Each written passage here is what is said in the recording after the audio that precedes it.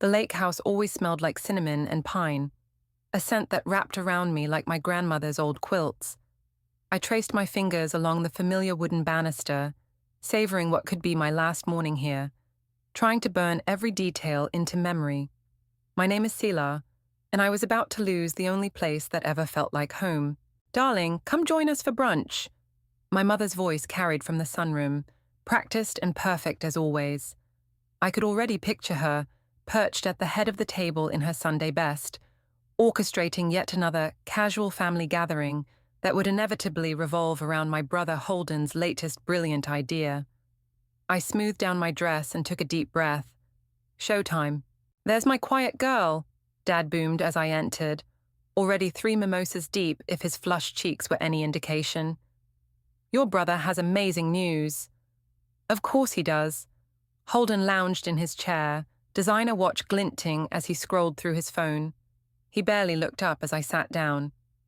"Selah, honey, you look tired," Mum said, passing me a plate of Belgian waffles. "Have you considered that meditation app I sent you?" "I'm fine, Mom, just busy with work." "Oh yes, your little online thing." She waved her hand dismissively. "Speaking of business ventures, Holden has the most exciting opportunity." "It's revolutionary," Holden cut in, finally putting his phone down. "A blockchain-based social media platform that's going to change everything. My partner Drake and I are looking at a Series A round by fall." Dad practically vibrated with pride. "Son, walk us through the numbers again." I pushed my waffle around the plate, trying to tune out Holden's practiced pitch. The same song and dance we'd been watching for years. 3 failed startups and counting, each one funded by our parents' seemingly endless patience and resources. "Which brings us to the reason for this lovely brunch," Mom said, reaching for Dad's hand. "We've made an important decision as a family." Something in her tone made my stomach clench. "We're selling the lake house," Dad announced. The fork slipped from my fingers, clattering against fine china. "What?" "Now, darling, I know you're attached to this place," Mom soothed, "but Holden's venture needs significant seed funding. The market's hot right now. Cassandra says we could get well above asking price." "Cassandra, as in Cassandra Lane? You've already talked to a realtor?" "She's coming by this afternoon to take photos," Holden said, smirking. "Try not to get emotional, sis. It's just business. Just business. The lake house where Grandma taught me to bake, where I learned to swim, where I'd hidden from the world when everything felt too much. The only place that was supposed to be mine someday." "You can't," I whispered. "Grandma wanted—" "Your grandmother would understand that family has to come first," Mom interrupted. "This investment could secure all our futures. Holden has worked so hard. And what about my work?" The words burst out before I could stop them.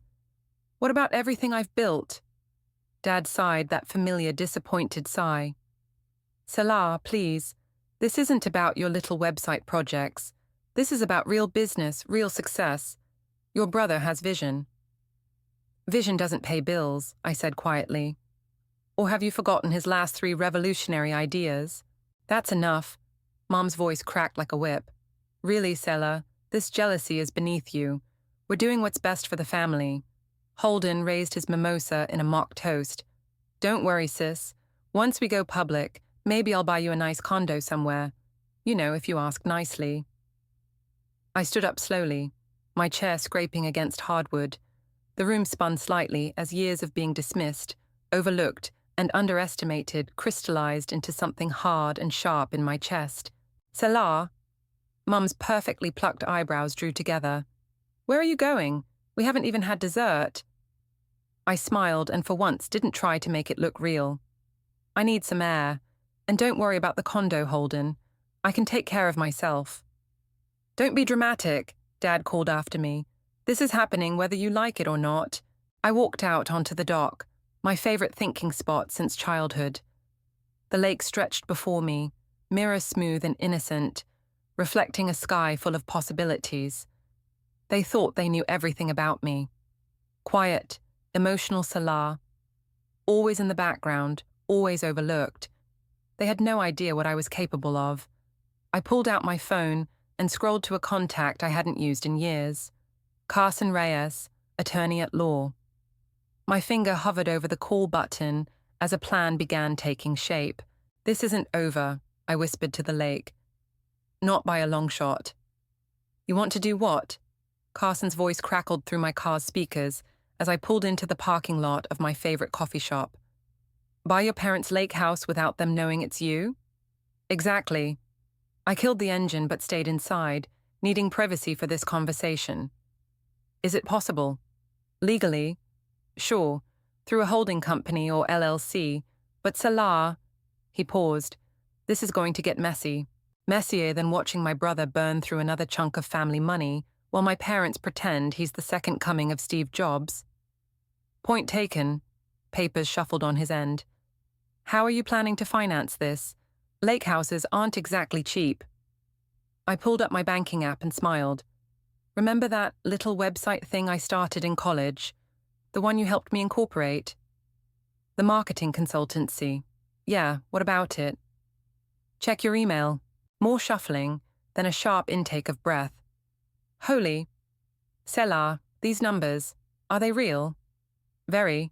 Turns out there's decent money in being the quiet one who actually works while everyone else is busy talking about their dreams." I took a deep breath. "So, will you help me?" "Meet me at my office tomorrow at 9. And Salah? Once you go down this road, there's no going back." "I know, that's the point."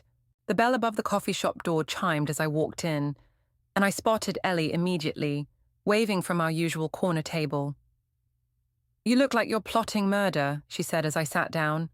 "What happened at brunch?" I told her everything. The announcement, Holden's smug face, my parents' dismissal, and finally, my plan. "Damn." Ellie leaned back, eyes wide. "That's either brilliant or completely insane. Maybe both. They've left me no choice. Did you know Mom's already got Cassandra taking listing photos today?" "Cassandra Lane? Wasn't she like obsessed with Holden in high school?" "Still is, probably." I wrapped my hands around my coffee cup, which means she'll be feeding him information about every offer. I need to be careful. My phone buzzed. Speak of the devil. A text from Mum. "Cassandra's here. Please come home and help clear your clutter from the guest room. And try to be pleasant." Ellie read the message over my shoulder and snorted. "Pleasant? Right.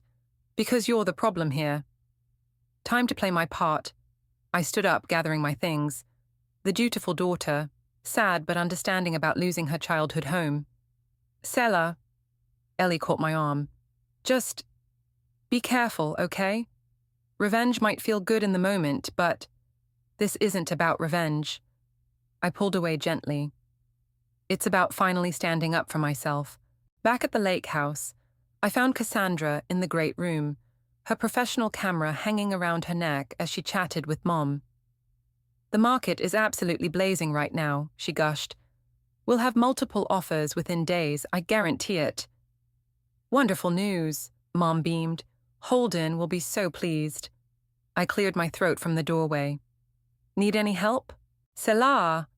Cassandra's smile was genuine. We'd always gotten along well. "I'm so sorry about all this. I know how much this place means to you." "It's fine." I forced a sad smile. "Family first, right?" Mom touched my cheek. "That's my girl. I knew you'd understand once you had time to process." My phone vibrated again. A text from Carson. "Meeting set with my contact at Lakefront Holdings LLC. Tomorrow we create your shell company." "What are you smiling about?" Mom asked. I quickly pocketed my phone. "Just my friend Ellie. She's trying to cheer me up." "Speaking of cheering up," Cassandra said, "I ran into Drake at the coffee shop earlier. He says Holden's prototype is incredible. You must be so proud of your brother." "Oh, you have no idea," I said softly. Later that night, I sat at my desk, staring at my laptop screen.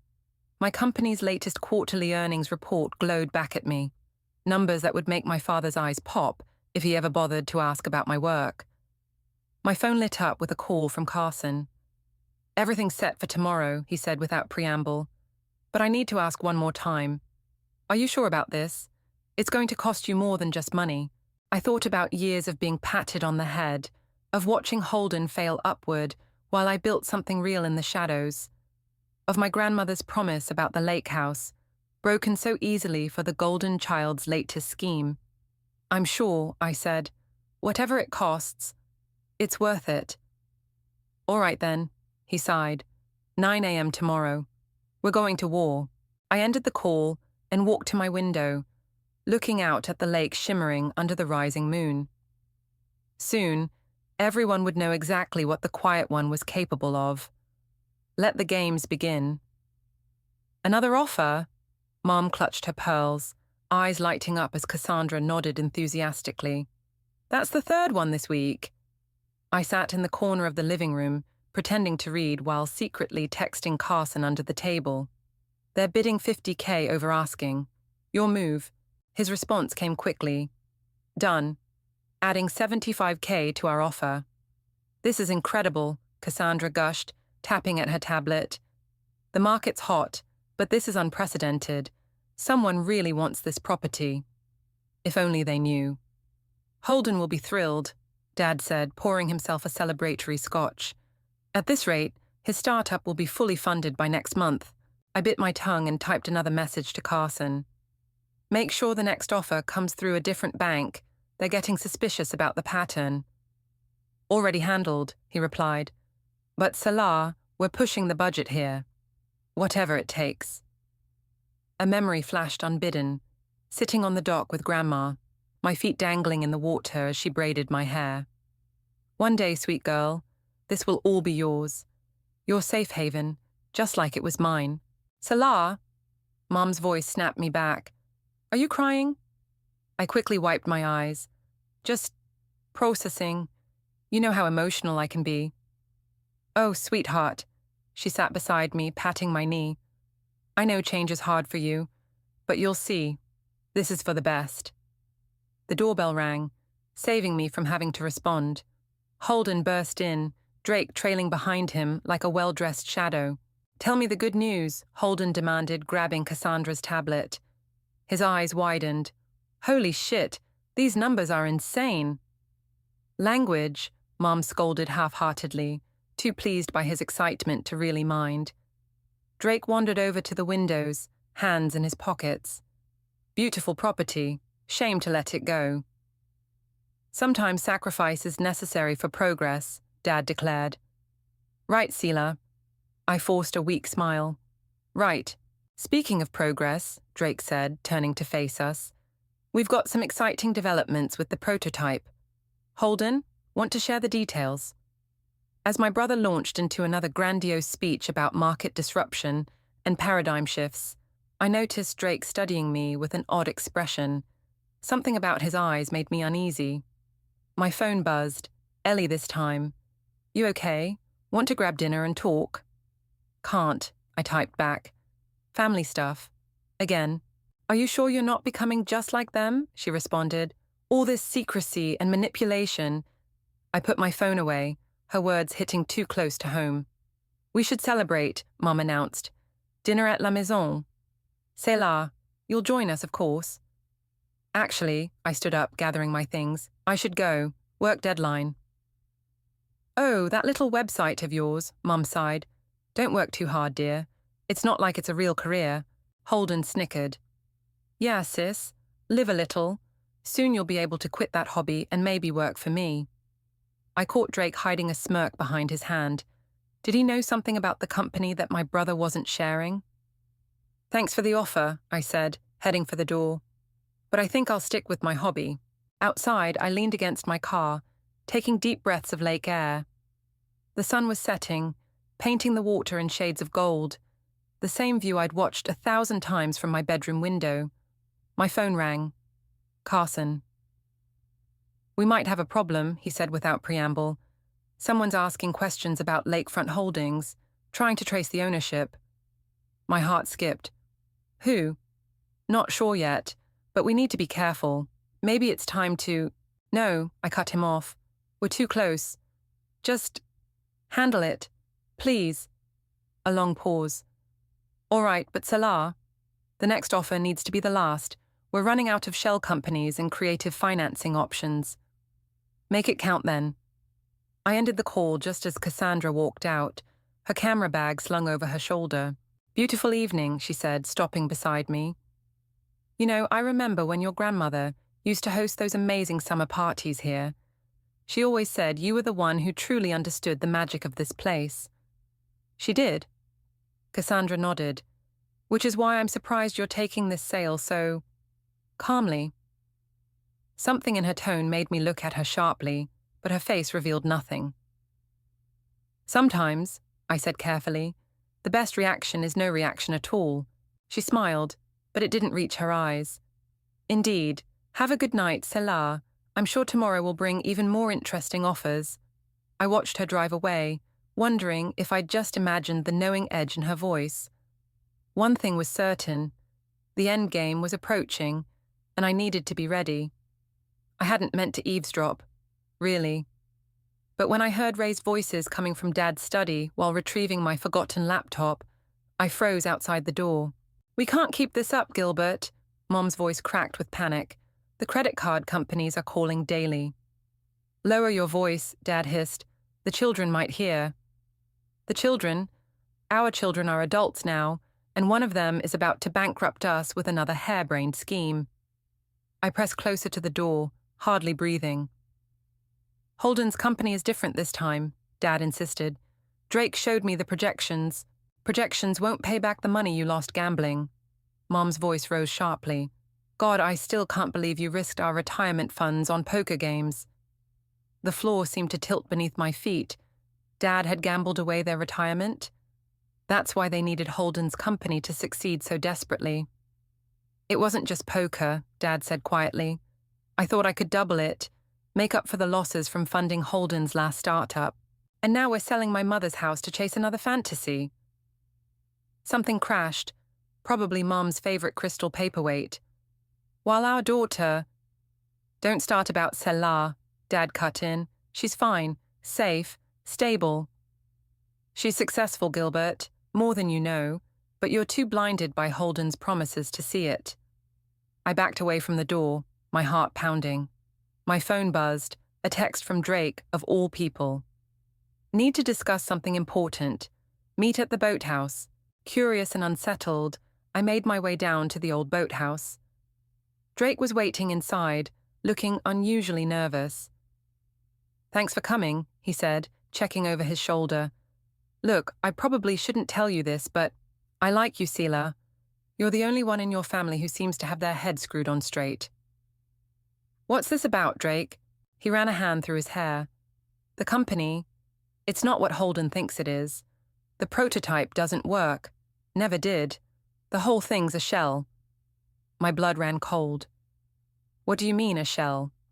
The kind designed to attract investors and funnel their money into offshore accounts. He laughed bitterly. Your brother's so convinced he's the next tech messiah, he never even asked to see the actual code. Why are you telling me this? Because in 3 days, I'm disappearing with everything.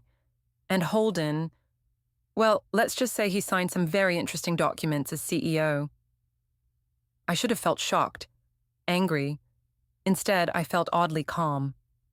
So why warn me? Like I said, I like you, and... He stepped closer, lowering his voice. I know what you're doing with the house bids. Clever girl. My heart stopped. I don't know what you're talking about. Please, I've been tracking shell companies longer than you've been alive. He smiled. Don't worry, your secret's safe with me. Consider this a fair trade. My secret for yours. Before I could respond, voices approached the boathouse. Drake quickly slipped out the back door, leaving me alone with the weight of his revelation. Cassandra and Holden entered, deep in conversation. Highest offer yet, Cassandra was saying, but something feels off about these buyers. They stopped short seeing me. Said.No? Holden frowned. What are you doing here? Thinking. I gestured to the lake, remembering. God, you're so dramatic about this house. He rolled his eyes. It's just property. Speaking of property, Cassandra interjected, I need to discuss the latest offer with your parents. Coming. I watched them leave, my mind racing. I had a choice to make. I could warn my family about Drake's plan, save them from financial ruin, or I could let karma take its course. My phone buzzed with a text from Carson. Final offer ready? All in? I thought about years of dismissal, of Holden's smirks, of Dad gambling away their future while funding my brother's delusions, of Mom's constant criticism and undermining. All in, I typed back. Make it happen. Another text arrived, this one from Ellie. Haven't heard from you in days. Getting worried. This revenge thing. Is it worth it? I looked out at the lake, remembering Drake's warning and my parents' argument. The truth was, this had stopped being about revenge somewhere along the way. Now it was about justice and survival. Trust me, I replied to Ellie. Everything's about to change. Through the boathouse window, I could see Cassandra leading my parents and Holden across the lawn, her tablet in hand. Time for the final act to begin. I took a deep breath and stepped out into the fading sunlight. Let them think I'm just emotional, dramatic Salah, crying over an old house. Soon they'd learn exactly who I'd become while they weren't watching. The bidding war has officially gone insane, Cassandra announced, pacing the living room. I've never seen anything like it. Mom clutched Dad's arm, eyes shining. How much? Double the asking price. Cassandra's tablet shook slightly in her hands. Paid in cash, no conditions, immediate closing. Holy shit, Holden whistled. That's more than enough for my startup's entire first round. I sat silently in my usual corner, watching the drama unfold while my stomach churned. Carson had warned me about going this high, but I couldn't risk losing now. Not when I was so close. The buyer wants to remain anonymous, Cassandra continued. Through a corporate entity. Is that normal? Dad frowned. Seems suspicious. In this market, rich people love their privacy. Cassandra shrugged. The money's real, that's all that matters. Drake lounged against the fireplace, watching me with that knowing smirk. Quite a windfall, isn't it? Almost like destiny. Speaking of destiny, Holden jumped up, practically vibrating with excitement. Wait until you see our latest prototype demo. Drake, show them the presentation. I checked my phone as Drake pulled out his laptop. A message from Carson. Are you sitting down? We won. They're accepting the offer. My hand started shaking. This was it. After all the planning, all the secret bids, all the careful maneuvering, I'd actually done it. Salah, Mom's voice cut through my thoughts. Are you even listening? Your brother is about to show us something revolutionary. Sorry, I murmured, just feeling a bit overwhelmed. Oh, darling, she patted my hand condescendingly. I know change is hard for someone as fragile as you, but try to be happy for your brother's success. Holden grinned. Don't worry, sis. Once we go public, maybe I'll buy you a nice condo somewhere. You know, if you ask nicely.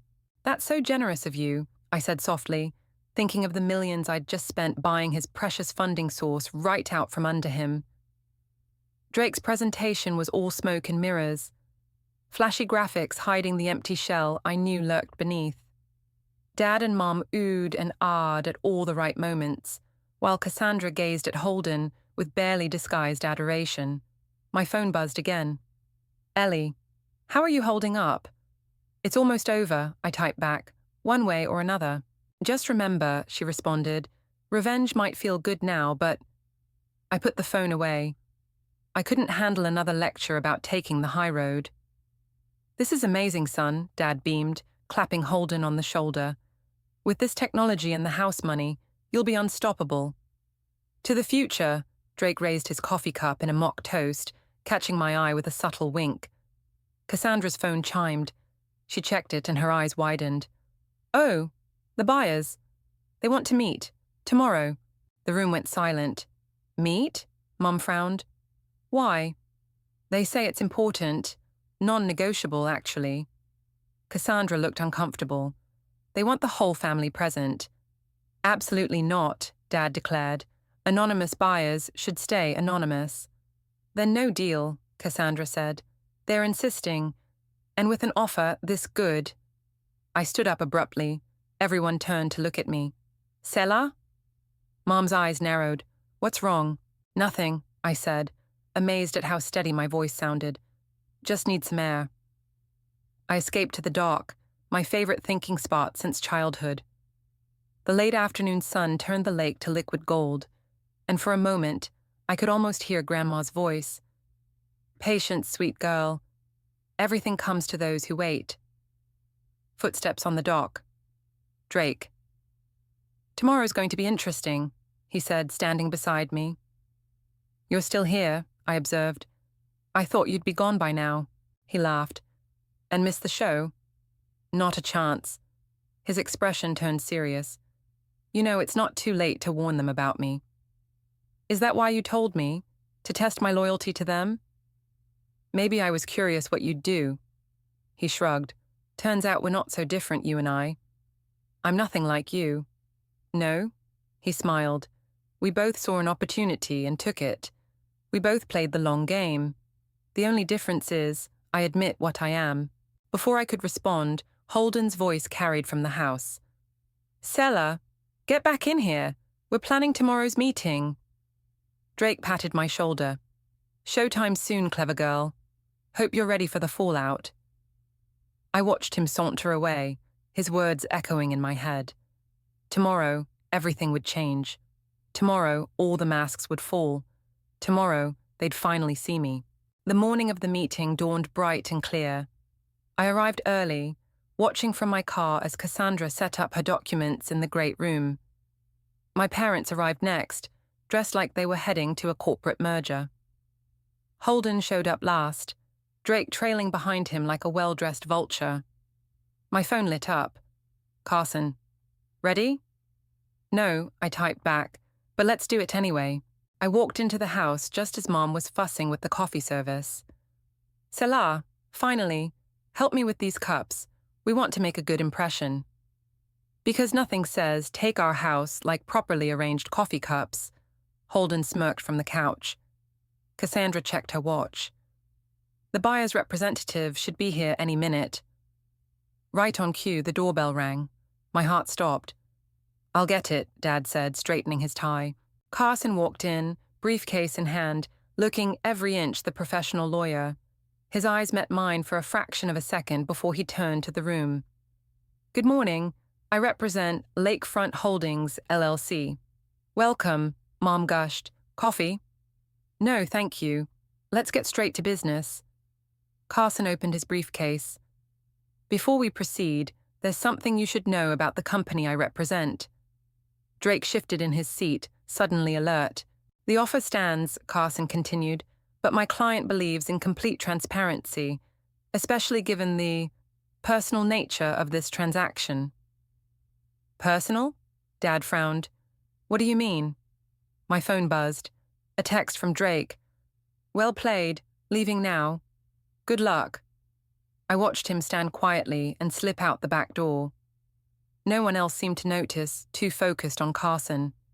Perhaps, Carson said, we should let the buyer explain. This was it.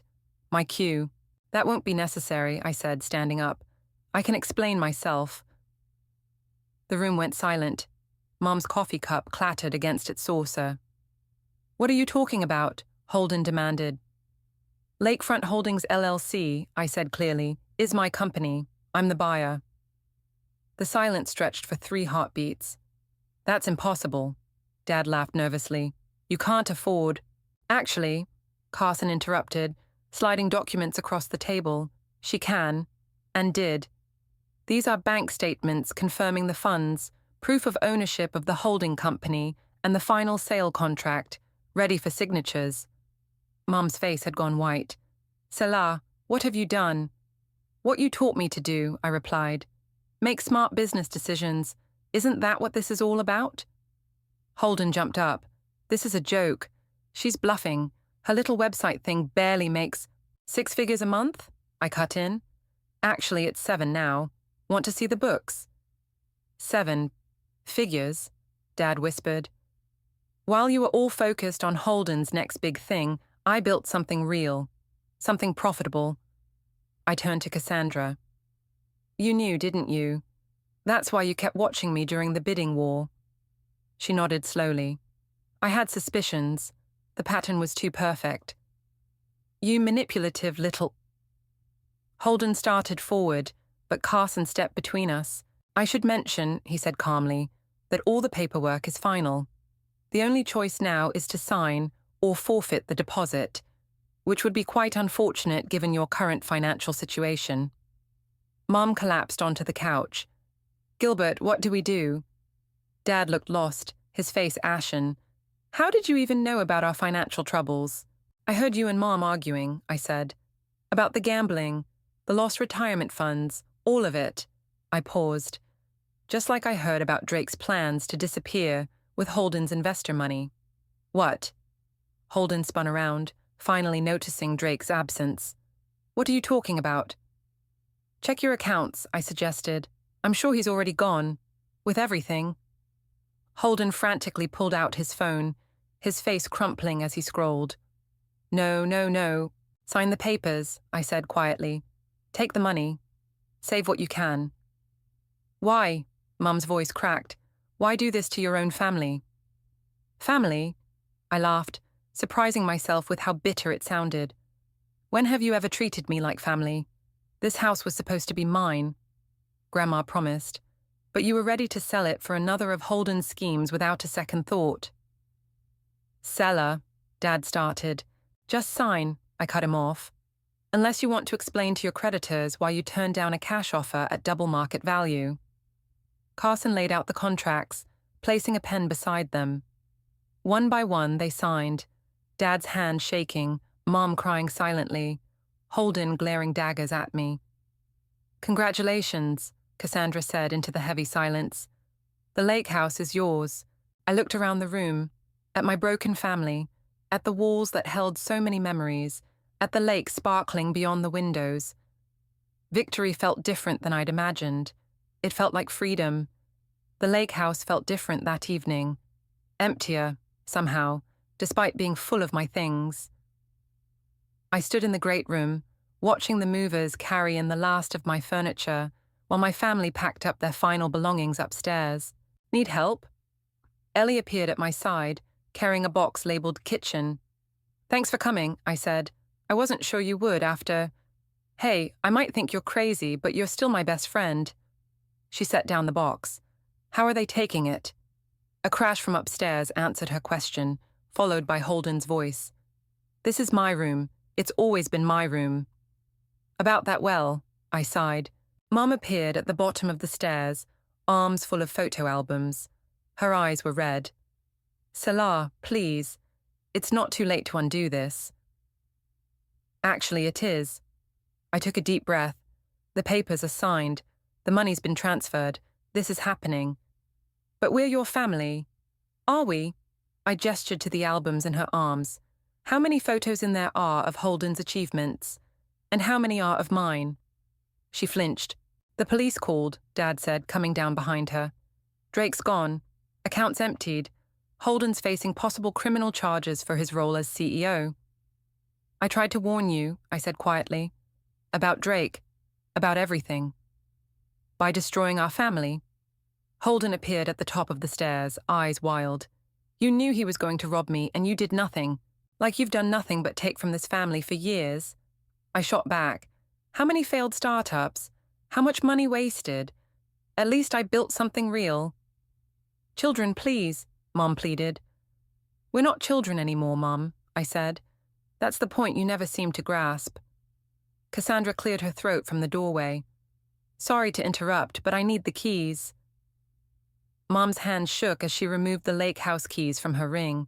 She held them out, then pulled back at the last second. Your grandmother would be ashamed, she whispered. No, I said firmly, taking the keys. Grandma would understand exactly why I did this. She knew what it was like to be undervalued, overlooked.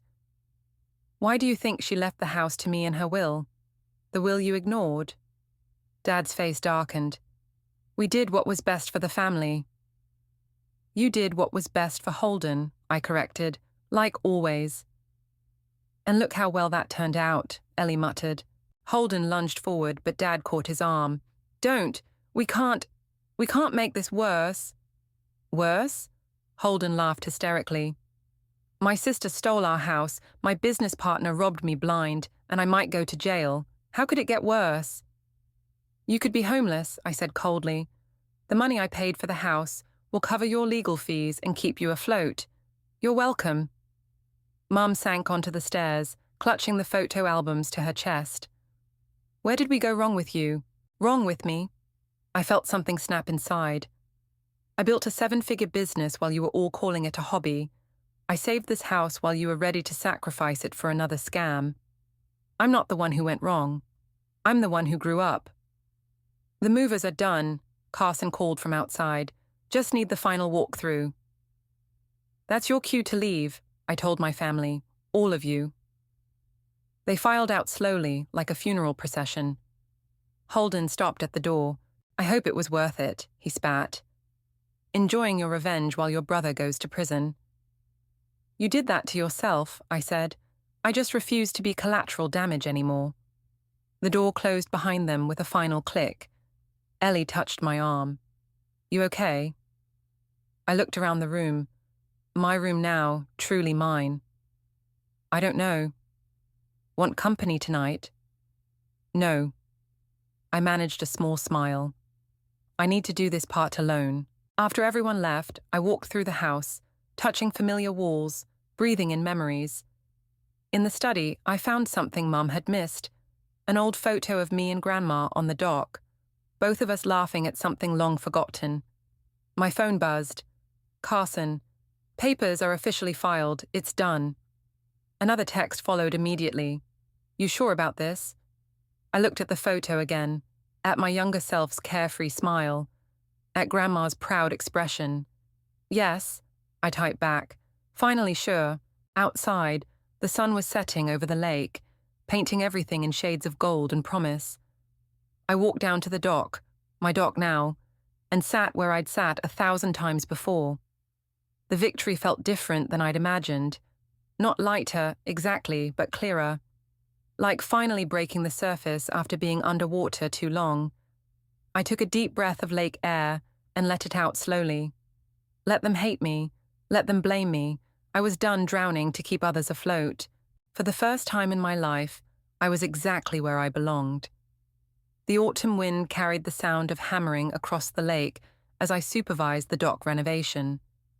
The old wooden planks, weathered and worn from decades of footsteps, were being replaced with sustainable hardwood that would last generations. Looking good, Ellie said, handing me a coffee. Though I still think you're crazy for doing this alone. Not alone, I corrected. I have you. You know what I mean. She hesitated. Have you heard from them? Mum sends formal holiday cards. Dad emails about tax documents. Holden. I shrugged, still serving his reduced sentence for the startup fraud. And you're okay with that? Before I could answer, a familiar figure appeared at the end of the driveway. Cassandra, looking nervous but determined. Sorry to drop by unannounced, she said, walking over. But I thought you should know. Your parents are selling their house, the big one in the city. Why tell me this? Because they're downsizing to pay for Holden's legal fees. And... She took a deep breath. They're struggling, really struggling. That's not my problem anymore, I said, turning back to the dock. No, it's not, Cassandra agreed. But you're the only one who came out of this stronger. Maybe that means something. I watched the contractors work, remembering countless summer days spent on this dock with Grandma. Her voice seemed to whisper on the wind. Strength isn't about winning, sweet girl. It's about knowing when to extend your hand. Tell them, I said finally. If they want to talk, really talk, they know where to find me. Cassandra smiled. I will. After she left, Ellie squeezed my arm. You sure about this? No, I admitted. But Grandma didn't raise me to be bitter. She raised me to be better. The next morning, I heard cars pulling up while I was making coffee. Through the window, I saw them. Mom, Dad, and even Holden, recently released on probation. They stood awkwardly in the driveway until I opened the door. Come in, I said simply. They filed into the kitchen, taking in the changes I'd made to the house. Mom's eyes lingered on the family photos I'd kept displayed, the real ones, not just Holden's greatest hits. "You've done well with the place," Dad said gruffly. "Thanks." I poured coffee for everyone. "Why are you here?" "To apologize," Mom burst out. I've been doing a lot of thinking about how we treated you, about everything." "Save it," Holden interrupted. "We all know why we're really here. We need money." "Holden," Dad snapped. "No, let him speak," I said. "At least he's being honest." Holden's face reddened. "Fine. Yes, I screwed up. Yes, I should have seen through Drake. And yes, watching you succeed while I failed. It kills me." "Happy?" "Not particularly." I sat down across from them. "But it's a start." "We're not asking for handouts," Dad said quietly. "But maybe we could start over, as equals this time." I studied their faces, Mom's hopeful anxiety, Dad's awkward shame, Holden's bitter resignation. They weren't perfect. They might never be, but they were here. "I'm having the dock rebuilt," I said finally. "Strong enough to hold new memories, if we want to make them." Mom started crying. Dad cleared his throat repeatedly. Holden just stared into his coffee. "But," I continued, "we do this my way. No more games. No more favorites. No more pretending I'm less than I am." "Agreed," Dad said immediately. "And," I added, "you all get therapy. Real therapy. Together and separately." "That's not—" Holden started, but Mom cut him off. "We'll do it. Whatever it takes." I stood up and walked to the window, looking out at the dock where the contractors were laying the final planks. Below the new wood, they'd just installed a small brass plaque with Grandma's words, "Home is where you're loved." "Then let's start now," I said, turning back to my family. "Tell me who you really are. Not who you pretend to be. Just you." And slowly, over coffee that grew cold and morning light that stretched into afternoon, we began to talk. Really talk, maybe for the first time ever. It wasn't perfect. It wasn't even close. But as I listened to their stories, their fears, their failures, their hopes, I realized something Grandma had tried to teach me long ago. Sometimes the strongest houses are built on repaired foundations. The lake rippled outside, constant and changing, just like us. And somewhere, I hoped, Grandma was smiling. Not because I'd won, not because I'd gotten revenge, but because finally, in this house she'd loved so much, her family was learning to be real. It was a different kind of victory, a better one. It was home.